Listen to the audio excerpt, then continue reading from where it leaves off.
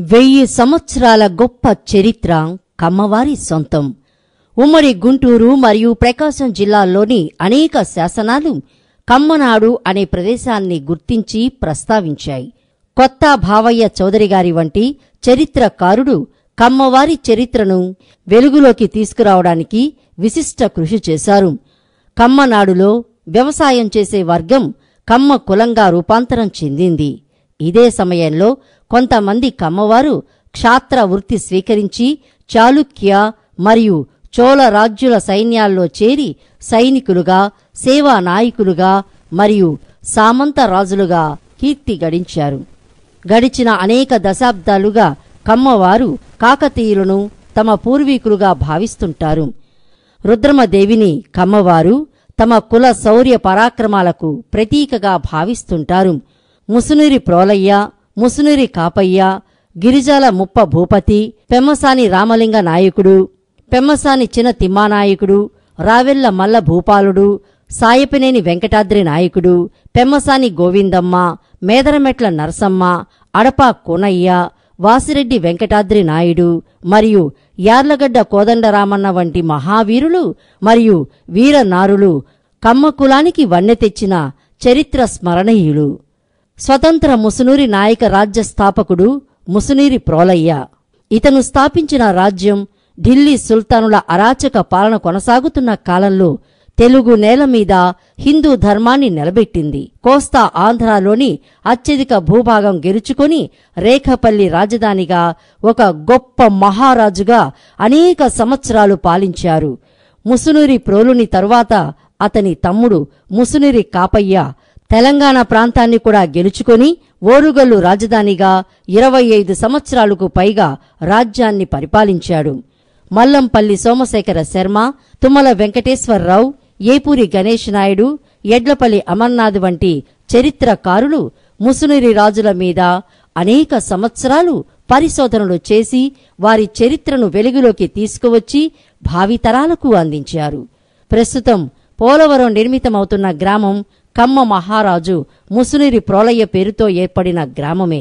పెమ్మసానివారు సుమారు 300 సంవత్సరాలు విజయనగర రాజుల సామంతులుగా పరిపాలించారు. వీరిని కౌలు, చండతర శౌర్యులగు పెమ్మసానివారు అని వర్ణించారు. పెమ్మసానివారు తాడిపత్రిలో చింతల వెంకట రమణ దేవాలయం మరియు బుగ్గా రామలింగేశ్వర దేవాలయం వంటి అద్భుతమైన శిల్ప కళతో కూడిన దేవాలయాలను నిర్మించారు. గోవిందమ్మ భారతీపురం నాయంకరాన్ని పరిపాలించారు. గోవిందమ్మ గండికోట యుద్ధంలో అనేక మంది శత్రు సైనికులను చంపి చివరికి తాను కూడా మరణించారు. అనంతరం పెమ్మసానివారు తమిళనాడుకు వెళ్లి అక్కడ స్థిరపడ్డారు. కొన్ని సంస్థానాలను కూడా అక్కడ పరిపాలించారు.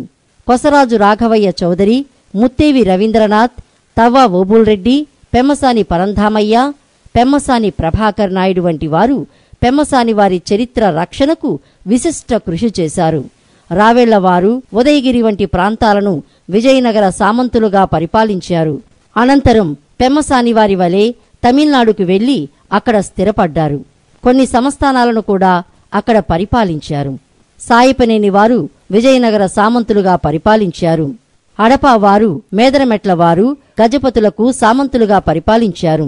సూర్యదేవరవారు, యార్లగడ్డవారు శ్రీకాకుళం వంటి ప్రాంతాలను పరిపాలించారు.